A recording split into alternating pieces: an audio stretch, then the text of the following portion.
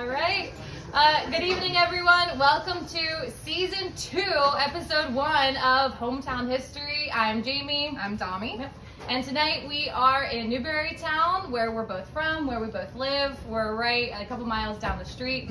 Tonight we're at Blue Sky Tavern, so we want to give a special thank you to Eric, the owner, and also the wonderful staff tonight, and our waiters and waitresses. Can we give them a round of applause, please?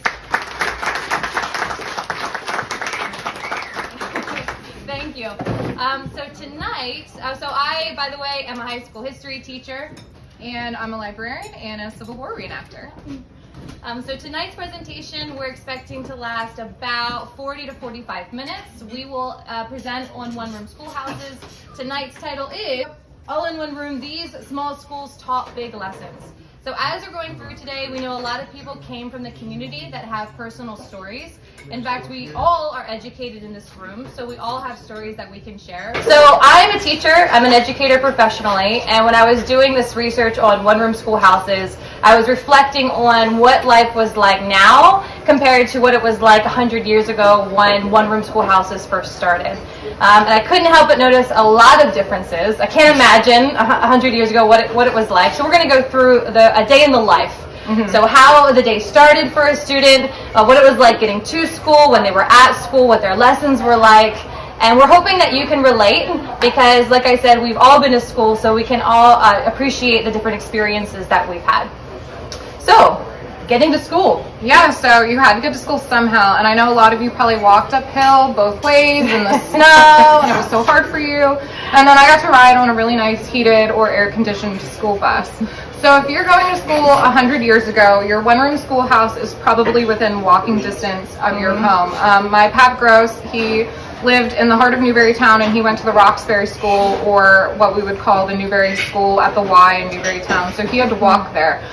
In later years, when they had to go to different schools, he would try and hitch a ride, and I don't think anyone here would want their child to hitchhike. Can you imagine? No, I couldn't imagine. And we have a personal anecdote from Joan Consolidation, and she said that her mom went to Moses's Mummert's one-room school on the corner of Cobb and Orchard Roads in Jackson Township. And she said Mom would wrap feed bags around our legs because we had to walk through the snow about a mile to get there. They were cotton bags, the chicken feed came in. They were stripes and prints, and the women used them to make dresses and shirts for the family, and my mother would wrap them around our legs and tie them on with binder twine.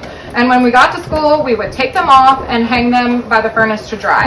And today there was snow, and it didn't even lay on the roads, and the schools went to virtual learning. So that goes to show you immediately some of the differences. That quote, by the way, came from Mary Jane and she was from Spring Grove when she shared that story. And a lot of the information that we're sharing today came from this book right here, which Joan Consolidation spearheaded. It is available on Amazon. It's phenomenal, and it's where we got a lot of our information for today. It is interesting to think about tying chicken bags to your legs instead of pants, because girls couldn't wear pants. It blows my mind. I'm appreciative of where we are today. Right. So it makes me think about dress codes and what we're allowed to wear in school, what we're not allowed to wear in school. So as a teacher, I work at a private school where our kids wear their coordinated clothing. It's given to them by the school, and it's very modest. They wear slacks and polos and like sweatshirts and stuff like that. But when I was in high school, we push the limits. So we had this rule that to wear tank tops, they had to be the 3 fingers. You know, you had to go like this and make sure that it covered 3 fingers. But when you look at these pictures from back in the early 1900s, a lot of the kids here probably didn't even have to worry about the 3-finger rule. So you can see here that we've got some girls in overalls and stripes. So they're like iconic of the early 1900s. So thinking about your own personal experiences, though, would anybody like to share out some personal stories of like dress codes? There's one in the back. Kevin in the back, my friend who's also a teacher. So I have a quick little high school story, not really about me, just about some people I went to high school with, and then I can talk a little bit about my school. So when we were in high school, us 3, we all went together. In 2009, our sophomore year, leggings got really popular. Thankfully for the women, not for the men. And our vice principal was totally against it. They're too revealing, whatever. So she really started to crack down. And the girls in the school, a lot of them actually made a petition to try and get her fired because she was so intense about the leggings that I don't really know if it ever got fixed while we were there. But she didn't get fired, but also kids stopped getting suspended. So that kind of worked itself out. I work at a school for behavior intervention. So when kids get kicked out of their local schools, they generally get sent to me. And my school is called Paradise Tavern, Spring Grove School District. We don't per se have a dress code, but it has to be school appropriate, if that makes sense. But I will say that kids get wanded when they come in, so make sure they don't have anything bad on them. But something pretty cool that's happening right now is kind of like a communal closet that we have going on.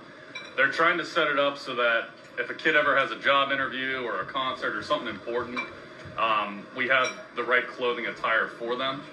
Now I'm a bigger guy, so it's kind of awkward when they ask me, bring in some suits for the kids, and I'm like, well, I'm 250 pounds, so I'm sure a lot of high school boys are going to wear this, but kind of cool.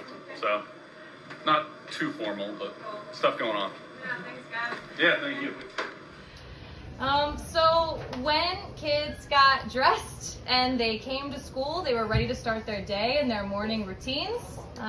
Yeah, the school day started a lot differently in a one-room schoolhouse than it does today. Kids were taught the Bible in school. You read the Lord's Prayer before school started, and you said the Pledge of Allegiance. So today, because of separation of church and state, you are not learning about the Bible or reading the Lord's Prayer in a public school setting. And the Pledge of Allegiance is not compulsory anymore. Even when I was in school, you had the option if you wanted to sit down during the Pledge of Allegiance, for better or for worse, you were allowed to sit down. You didn't have to say it. But it was something, we still started the day with the Pledge of Allegiance, and I'm not even sure if all public schools still do that. I would be... Well, when I taught at Spring Grove, they actually played the national anthem every single morning, which is patriotic and amazing, but also every morning. Yeah, it was an opportunity for the girls in the chorus. They'd pick 2 or 3 girls every week, and they would record the national anthem, and that's what you heard in school. So I think it was more of a vocal warm-up for our chorus than anything. Getting ready. Yeah, but when you were going to a one-room schoolhouse, and these started around the 1830s in York County. It was a church-led initiative. So they were using buildings that were owned by churches. And then for economical reasons, they just made these really tiny one-room schoolhouses. And that's all you needed for the small communities that they were popping up in, because they needed to be close enough for the kids in that tiny community to walk to. And then if it was outside of walking distance, there was probably another one closer for those children. Yeah. So other ways that schools stayed affordable? Yeah. So just like Dami said, when we started having these schoolhouses that began as church and vacant buildings, and then they decided we need our own single schoolhouse, they began thinking, how can we build a building that is suitable for our kids, but then also economical, something that's not going to break the bank, because of course us Yorktownians don't like higher taxes. Right. That's how they had to pay for school. So the majority of the school buildings were mostly made out of wood, but we did have some brick and some stone buildings as well. So 14% of them were made from stone, and then 16% were made from wood. No electricity in these buildings. And in the morning, this is something that's not on my to-do list as a teacher. And again, I'm picturing a day in the life. You're a kid, you walk to school, it's the winter time like today, you open the wooden door, you walk into the building, and any guesses how they heated this room? Furnace, wood stove, or a coal stove? Who's responsible for setting that? The teacher, yeah, which could have been also the mother at the same time. So the teacher showed up, and that was a part of their duties, not only assigning assignments for kids and getting the kids ready, but also making sure that the room was warm enough, something that I don't think about in my daily life as a teacher. Yeah. In addition to no electricity and wood stove, their water. They had 1 bucket of water that the teacher fetched, and to drink from it, they had a ladle that they all shared. COVID 2022, I can't imagine, again, having a ladle that they all shared. And again, from the local stream, so they weren't going to filter it, it wasn't going to go through some type of cleaning process. And so again, comparing this to current day and our experiences, we had water fountains. And then we also now have a system where you can put your bottle, a reusable bottle, up to the water fountain, and it fills up so it doesn't have to waste plastic, so the kids can continue to fill their water bottle throughout the day. Fancy. It was fancy, right? So one thing that Dami and I have noticed about this is the transition from community to individuality. So it started out, again, the name of tonight's presentation is All in One Room. So just like tonight, we are all in one room together, learning about history. Kids all learn together. They had the same wood stove that they warmed up to. They had the same water bucket that they drank out of. They had virtually sometimes the same lessons. Right. Whereas today, we are obsessed with individuality. Yes. Even down to the water, you have your own cup that is filled up for yourself. You have your own lessons. I know as a teacher, I like to differentiate and change for my kids based on interest and grade levels. So think about your own experience and how you can relate to that. Would you feel that when you grew up, how many of you are from York County and went to school here in York County? Lots of hands. Everybody in the room, basically. So compare what it was like when you went to school. Do you feel like you still had that close-knit community? Would you share the water ladle with the kid sitting next to you that's maybe drooling or sick? Not during a global pandemic, but... Whereas today, like I said, we're a lot more individualistic. And just to put it in perspective, a lady never reveals her age, but I'll tell you when I graduated high school, it was in 2008. So you can do the math. It hasn't been that long, but it's been pretty recent. And you've graduated 2012. 2012, yeah. She's a little younger than me. Yep. We do a lot of posting on Facebook. So again, thank you to those of you who are viewing at home. And we had a few people that wanted to share their own personal experiences. Like I said, Dami and I both are educated and I'm a teacher. However, we didn't go to a one-room schoolhouse. Did anyone in the room go to a one-room schoolhouse? 1, 2, 3, 4, 5, 6, 7. All right, so at least 7, probably more of you who maybe are a little shy. Yep. So on the Preserving Newberry Town Facebook group, Melody Dempwolf said this: "My dad went to Tracy School in Hellam. His grandparents lived on what is the Horn Farm, and he lived nearby across fields which are now Route 30.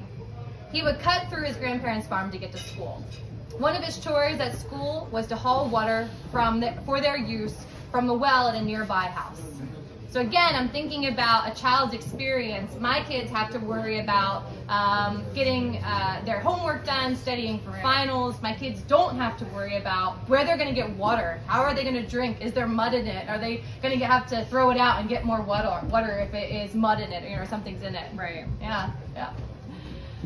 So transitioning now into what the classroom would have looked like. So painting a picture for you so you can imagine what it was like 100 years ago in the classroom.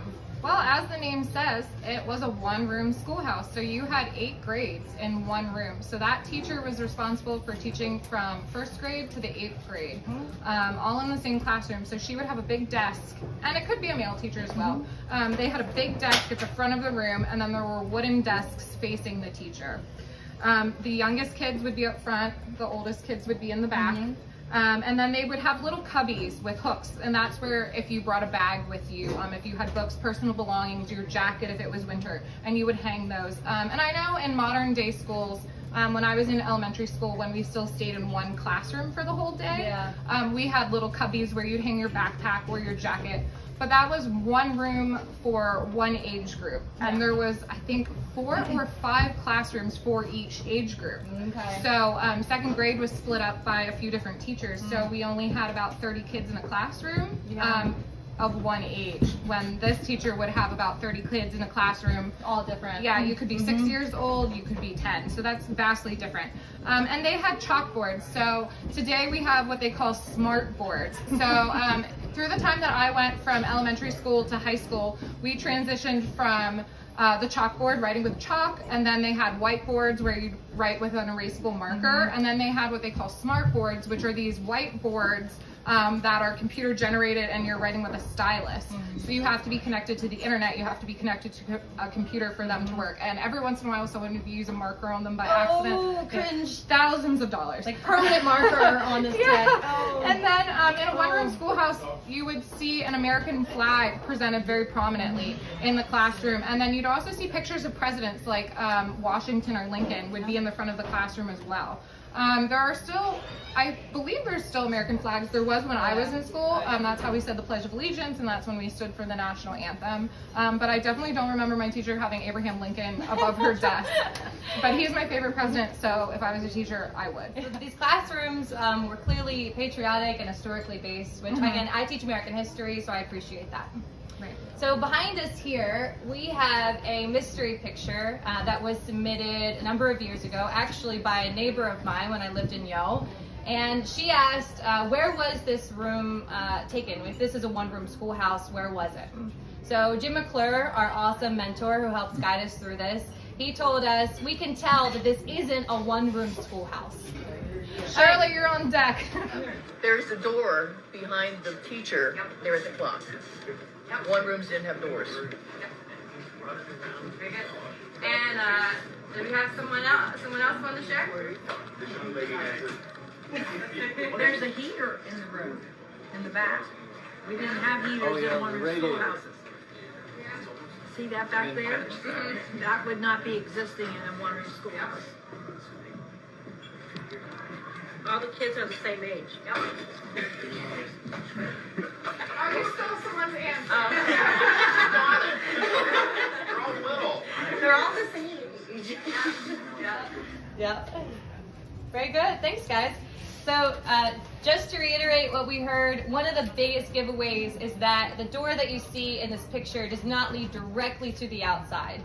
This is when we're moving to at least a two-room schoolhouse, if not more than that. And so there's going to be some type of entranceway or a foyer.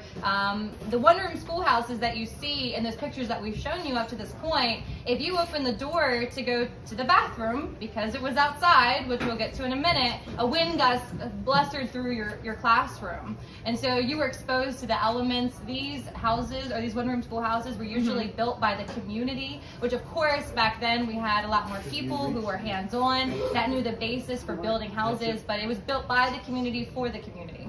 You also see, as someone pointed out, the radiator, which again, we wouldn't have radiators in the 1900s in a wooden, stone, or brick structure in the middle of a farm field. And then lastly, did you notice what's on the windows? Stained glass. Yep. Stained glass are on the windows, and one-room schoolhouses are not going to, we talked to you about affordability and being economic, they're not going to spend money on stained glass to put in these windows. Awesome. All right, so thinking then about comparing this classroom to our classrooms, right? One of my favorite things in my class was the science lab. There was a lot of hands-on activities. I remember one where we looked at gas through a tube with flames coming out of it, and then we played music through it, and as the vibrations from the music blasted through the gas tube, it changed the flames. And I just remember that sticking with me. Well, one thing we want to be careful of with tonight's presentation is to remember the past, appreciate it, but also not to over-romanticize it. These students didn't have a science lab. They didn't have those experiences that Dami and I, kids in the 21st century, have. They also didn't have libraries. They couldn't go and check out a book or have reading time together. It was whatever the teacher brought in or the community brought in. Fridays, at the end of the day, after you've learned throughout the entire week, it's the afternoon, you're ready to go home, you're not off the hook. You had to do something on a Friday afternoon before you left. Guess what you had to do on a Friday afternoon before you left? Clean. I heard it. Everyone got it right. You had to clean the school. So again, thinking about our experiences and the kids today, oh man, you should see my classroom when the kids leave. It is gum like underneath the desks, and like chairs are all over the place and papers on the floor, and we have to have talks about respecting custodians and bringing them back and cleaning up. I was thankfully raised by an awesome woman who cleaned houses for a living, so I knew what it was like to have to go around and clean up after other people. And so these kids respected their property a lot more because they knew that if they spilled something on the floor that evening, They had to clean it up. you had to clean it up. Well, in a public school these days is going to have an entire custodial Yep. crew. You know, there's like one custodian per classroom almost, it feels like. Yeah. And you didn't have that in a one-room Nope, schoolhouse. nope. So they went around and mopped up the tables. They would clean up the floors. They would take the erasers and go outside and clap them and clean off the chalkboards, and they would even dust as well. Yep. So another thing that these one-room schoolhouses did not have, in addition to a custodial staff, is also the bathroom. The bathroom. So outside is where the outhouse was. So when it's time for that time to go, you would excuse yourself, you would ask permission, and you would go outside and you would use the outhouse. So Dami had some fun stories of people sharing online. Yeah, I posted this picture of an outhouse on the Preserving the History of Newberry Town Facebook page, and for whatever reason that was like the most exciting topic that people wanted to talk about that week. And a lot of it was about the reading material that they would take with them to the outhouse, and it was your Sears and Roebuck Catalog. Yeah, they Yep. would take that with them, and you were using it for more than just reading. But you know, you were out there in the cold, you were out there when it's hot. So when it's cold, there's obvious issues with outhouses, and when it's hot, there's some different issues with outhouses, and the entire school's using the same outhouse. Yeah. So yeah, that was a topic that people really wanted to talk about for some reason. I think it's definitely relatable. So think about that teacher though that inspired you, or maybe just made you feel comfortable or feel loved. My favorite teacher was Mrs. Cash in high school. She taught mythology, and she taught us very early on that students will not remember what you teach them, but they will remember how you make them feel. That's true. Yeah. Yeah, Mr. Bartle in 10th grade at Redland High School. He was also a park ranger at Gettysburg, so that really helped with my love of Gettysburg and reenacting. Oh, that's cool. Yeah, he was really awesome, and that's a good segue because when you went to a one-room schoolhouse, it didn't matter how old you were. From the time you started, almost until you were done, you probably had the same teacher the whole time. Today in public schools, you're having a different teacher for every grade, and then when you get to middle school and high school, you're having a different teacher for every subject. Yeah. So a teacher at a one-room schoolhouse had to know how to do math, they needed to know geography, they needed to know writing and reading, and today teachers specialize. So your math teacher is not going to teach you about American history. Thank goodness. Thank God I don't have to teach math. Yeah. That would not be good. And you're allowed to pick, they have what they call electives. So I know for me, I took my core classes, which were history, language arts, PE, and then you were allowed to choose your electives. So if you wanted to learn more about American history, that was an option. If you wanted to advance mathematics and do trigonometry when everyone else was doing algebra, you were allowed to do that. But you didn't have that luxury in a one-room schoolhouse. And the older kids sort of helped the teacher along and taught the younger kids. If the teacher was teaching a more advanced mathematics, the younger kids would sit there and maybe practice their cursive handwriting, or they would read through the books and practice their reading while the older kids did something more advanced. And while the older kids had some busy time, the younger kids would get more instruction. So you're not having those challenges at a modern day public school. So I think today, not saying that's necessarily better across the board, but it's definitely a more varied education, and you can specialize in things, and you can really find your passion at a public school, which I don't think anyone was really passionate about. Spelling. Yeah, cursive handwriting. Yeah. So here is the list of what kids learned 100 years ago in York County in a house that looks just like this. Reading, writing, spelling, grammar, arithmetic, geography, and history. I do want to bring back cursive handwriting though. I think that should be a requirement in public schools. Cursive handwriting. So the house we have behind us is the Neff house. This is down in Red Lion. So you can see that this one was made out of wood, and it was originally constructed first in 1860. It has been renovated. So this is the renovated look to it. These are the children that would have gone to that school. And one thing that, of course, interests me was what it was like to be a teacher there. So here was the teacher. She was the first teacher ever at the Neff School, and her name was Miss Emma Catherine Almsbacher. Well, could you imagine having a dress like that every No, day? I was just thinking that, and go to the outhouse. And of course, Like, I hope that this was just for the picture and not for real life. So on an average day, this is very confusing, and it's not meant for you to read or understand, but just simply appreciate a lesson plan for a teacher in the early 1900s. So over on the far left, we have the schedule, and it's broken down into 15-minute increments. And then you can see over here Roman numerals. Any guesses then for what those Roman numerals are? The grades. The grades. So it's broken down into every 15 minutes what each grade is learning, going from the blackboard to arithmetic, handwork, geography, drawing, reading. And this is something that they had to do every day to create new things for the kids to learn. Because as a teacher, one of the hardest parts about my job is selling it. Here's why you're interested. Here's why you should care. Here's why you want to learn today. At 10 years old, are you intrinsically motivated to really learn where Africa is? Probably not. But if you can still instill them a love of learning, some type of motivation, I think it creates lifelong learners. Yep. We wanted to give a shout out down to Red Lion. This is a picture of the students then that rebuilt the Neff School. So it was not just a construction company that was brought in. This classroom, again, we're talking about real world educational experiences. For a class project, they came in and they spent a number of years designing it and building the one-room schoolhouse. And at the height of the one-room schoolhouse movement, there was 354 one-room schoolhouses in York County. Yep. And there is a picture, not completely inclusive of all of them, but this would have been around the year 1900. This is when we had, like Dami said, 354. Now, eventually, those things, these one-room schoolhouses are going to close. We're going to go from a one-room to a two-room, and that is mostly because of overcrowding. Right, yeah, more people moving to the area. There was a switch from agricultural business to people getting different jobs, automobiles.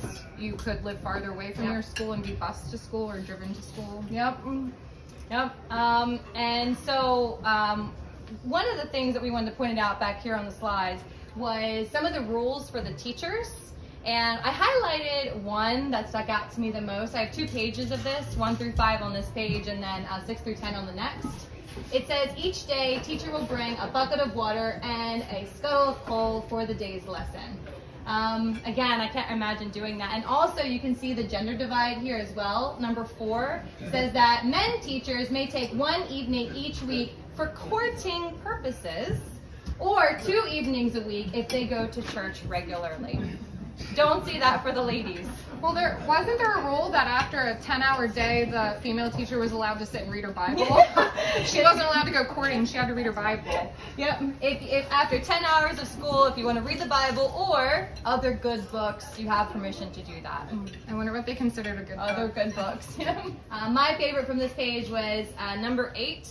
It says, any teacher who smokes, uses liquor in any form, frequents pool or public halls, or gets shaved in a barber shop will give good reason to suspect his worth, intention, integrity, and honesty. Well, we're currently in a tavern, so Jamie, you're fired. I know. This is public for everyone to see. Yeah. So how have things changed? Here's another beautiful picture, by the way, of the kids who went to these schools. So with the teachers being pulled in all directions and having such large classes, of course we're going to have mischief. Kids got into trouble in these one-room schoolhouses. So, do you want to hear what their punishment was? One was they were sent to the closet, where they had to stand in the closet as a form of isolation punishment. I bet teachers wish they could do that today. Go to the closet. Another one was they had to go sit underneath the teacher's desk if they didn't have a closet. Again, I'm guessing that's again some type of like you're ostracized, you're banished, you Public cannot shaming. Yes, you not come out in public. You have to go underneath the desk. Another one was they had to stand on one leg holding heavy books. I hope they got them to switch. They're gonna end that school year with like a bulky left quad. Yeah, because you know it's the same kid getting in trouble every time. Yeah. Now, this is one that my own mother made me do once. They had to write lines on the chalkboard for when they got in trouble. When I was in the 5th grade, I maybe cussed on a piece of paper and tried to put it in my pocket, and it got washed. And my mom found it in the wash, and she unfolded it and did the dreaded, "Jamie, can you come here? I have something to ask you." And I went and she said, "What is this?" And I was like, I don't know what that is. And so she made me write 100 times that I will not cuss on paper. I have done it. I'm sorry. I'm sorry. I have cussed on paper since then. Yeah. So they got these kids to come up and write on the chalkboard. Yeah. Dami, did you ever get in trouble?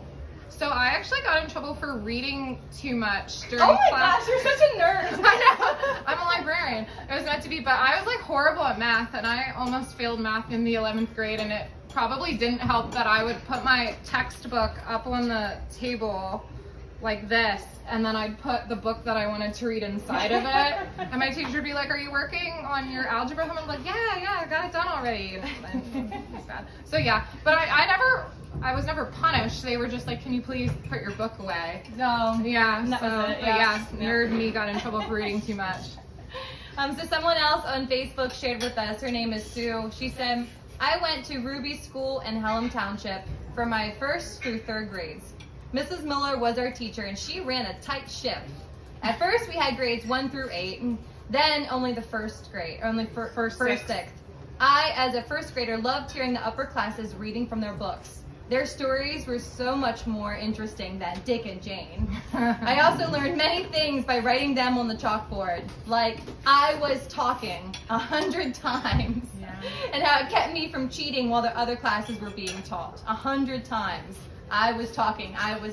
Yeah, I'd get in trouble for that too. So again, we open it up. We do want to hear if anyone here got in trouble in school, and or what was your punishment if you did get caught? Well, it was only fair when you missed recess. And we got spanked. When you missed recess? No, when Missing recess was the when it was bad, we punishment. got spanked, or even worse. Yeah? We were killed. Yeah, but missing recess was really bad. Yeah, so that was the punishment. You have to stay inside, no All recess. the rest got to play. Did you look out the window?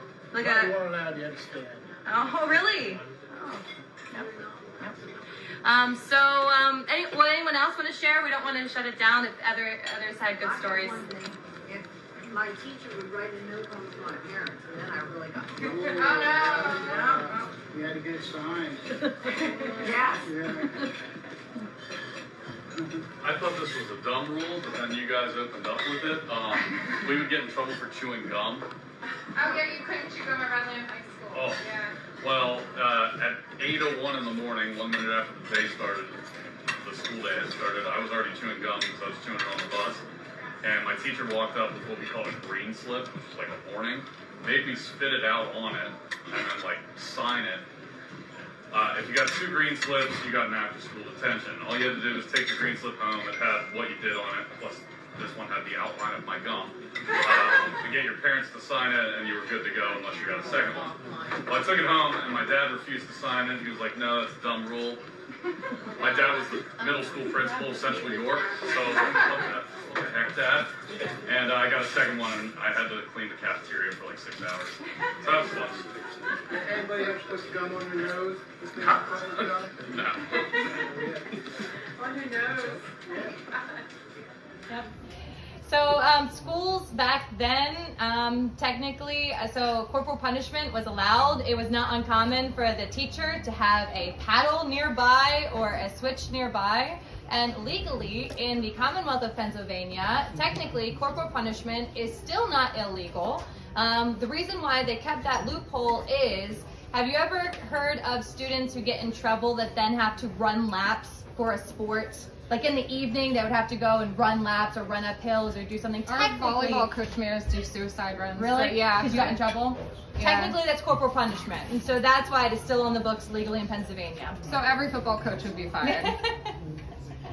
So one way to keep students out of trouble are sports. Yeah, sports. So almost every public school, whether it's middle school or high school, even a lot of the elementary schools have organized sports. So you're going to have a track team, you're going to have a football team, softball team, you name it. But they didn't have the organized sports directly with the one-room schoolhouses, so you had recess, and that was your outlet. So you got outside for maybe like a half an hour every day, and you got to run around. And the kids would still play sports. They played baseball and football and tag, and I'm sure they ran around like crazy to get all that energy out. But there wasn't a like Roxbury one-room schoolhouse baseball team. Yeah, right. So it was more organized by the community than specifically by the school. Yeah. So after they had recess and they played baseball, they would come inside, and every kid, not every kid, but when I asked them their favorite subject, Lunch. they say lunch. They say, my favorite subject is lunch. I was like, well, first off, I take offense to that. It should be history. Everyone should love history. But for lunch today, we have variety. We have affordable food. We have healthy food. Free lunches for the kids that can't afford We have them. free and reduced lunch for lower income students. Lots of snacks as well. But the kids back then, guess what they did? They brought it with them. Yeah, they packed. So whatever mom or dad made the night before, that's what they were bringing to school. Again, these schools started in the 1880s and went up, and we're going to talk here about the decline around World War II. Times were simpler. Simpler meant that they had more of a tight-knit community. It was more of a camaraderie, a togetherness. You're with the same peers every day, the same teacher. So you had this level of understanding, and you really got to know each other. Versus a lot of my students today, unfortunately, just buzz through their school day and don't even always know their classmates' names. So we do a lot today to work on classroom culture.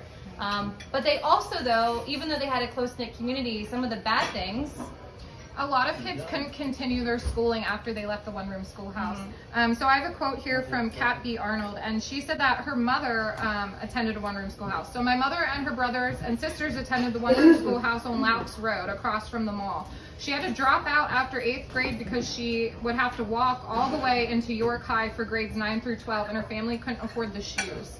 So there's a girl that, was cheated out of her education because her family couldn't afford the shoes that would be worn down every day for her walking into the high school that she was assigned to. And again, that comes back to, like I said, my grandpa said sometimes they'd hitch rides to school. I don't think any parent today would condone their child hitchhiking to school. And even kids today that have their driver's license, a lot of parents say, no, you can't drive to school, you have to take the bus. Right. We're paying school taxes, the bus comes every day to the bus stop. Right at our driveway. You don't even have to stand out in the cold anymore. You can stand inside your house and wait for the bus to show up. I know in the years that I went to school, it started out that like the entire neighborhood had one bus stop, and then the longer it went, it seemed like the bus stopped at almost every house. So you didn't even have to walk up the street to the neighbor's house anymore. You could just stay at your own house and the bus pulled right up. In the winter it was heated, in the summer it was air conditioned. You could put down the windows. But then overcrowding started to happen, and we went from like 2 kids to a seat to 3 kids. Oh, really? And that was fine in elementary school, but when you have a bunch of high school kids, there's like 4 kids in one bus seat, it wasn't too fun anymore. But I mean, I can understand why going for a higher education back then was a sacrifice for the family. You wanted your kids to help out. Say you were farmers. You needed those hands on the farm, or maybe you needed your child to drop out of school after 8th grade and go work and provide for the family, or provide childcare for the younger kids. So there was a lot of different things, even though those struggles do mirror today's struggles. I think they had I don't know a lot of kids that can't go to high school because they can't afford the shoes to walk there. Exactly. So. So like Dami pointed out, really 8th grade was the end of your education. At that point, you normally stopped. So when we're thinking about a day in the life as a student, we've covered a lot of ground tonight. We've gone from getting to school by walking to what their clothes look like, their morning routine, recess, lunch, what happened when they got in trouble. So when the school year finally ended, it was around April. This is the planting season. We're an agricultural community.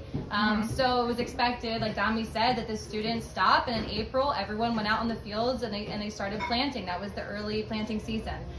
Beginning around World War II, that's when we're going to see those school doors never open again.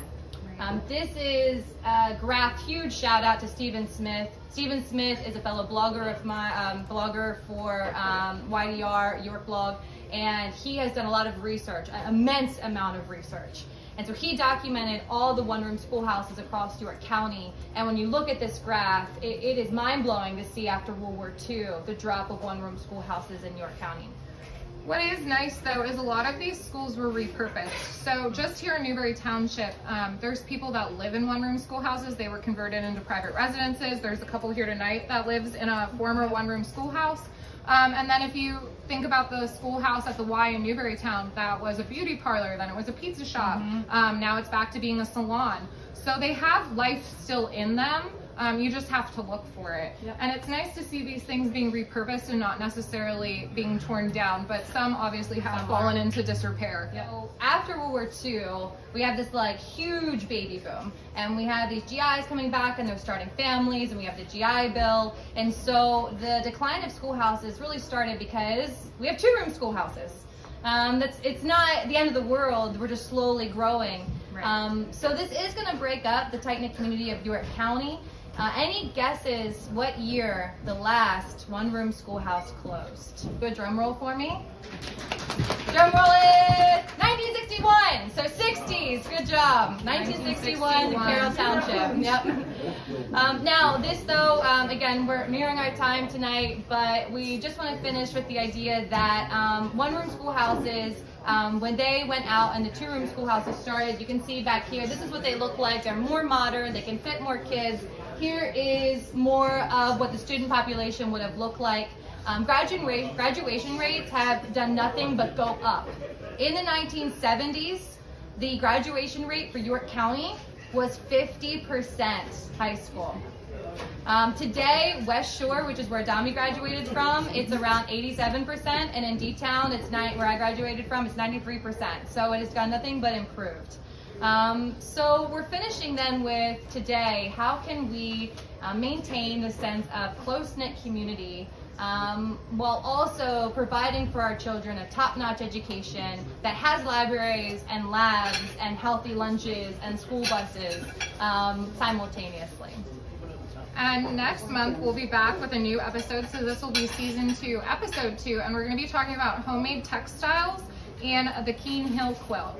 We're actually in talks with the lovely people from the Redstone Glen, and one of them is here tonight. I don't know if he knows that I was talking to his daughter about hosting our next episode, but if you know anything about the Knisley family and their involvement with weaving, I think you're going to want to tune in February. Yeah, that'll be February. So we asked some Facebook members to go take a picture of themselves next to a one-room schoolhouse. And we were lucky enough to get 2 handsome fellas today, so thank you so much. And their cousins. And then also this adorable picture. Isn't she so cute? What was one surprising thing that each of you all found in your research about one-room schools? When they closed. So Jim just asked what was one surprising thing in our research that we found. I was surprised that the last school closed in 61. Honestly, I thought the one-room schoolhouse movement stayed through the 60s. I know that Newberry Elementary School opened, I think it was 53 or 55 in Newberry Township, so that was a multi-room school. But I still thought maybe in the more rural communities that the one-room schoolhouses would have hung on longer. To continue? Yeah. Yeah. Yep. I think for me was the graduation rate of 1970s. Only 50% of York Countyans had a high school diploma, and yet We are a powerhouse of a manufacturing community. We have amazing inventions that came out of our community, and we barely even have a high school diploma. And I think that's saying that, of course, I mean, you're talking to a teacher. Education is very important, obviously, but it can't tile your bathroom. It can't necessarily teach you how to chop down a tree. And so in New York County, they may not have gone to school and learned how to spell real good, because anybody who reads my blogs knows that I can't spell at all. But it's the idea, though, that we were still learning. It just wasn't through a formal education. It was through your parents, through your neighbors, through your church. They taught you how to live and how to love one another as well. Right. Was that corny enough for you? Any other questions or stories anyone wants Did to share? you only look at 1970? Because 1970, the Vietnam War might have had some influence on that movement. That's a great point. An audience member just said that if we were only looking at 1970 for graduation rates, that the Vietnam War probably played a big role in why the graduation rate was so low. Stephen Smith, if you have not tracked graduation rates from the 1900s to today, next assignment. Thank you. That's a good point. Thank you. Okay, well, thank you all for coming out tonight. Thank Really you. appreciate it.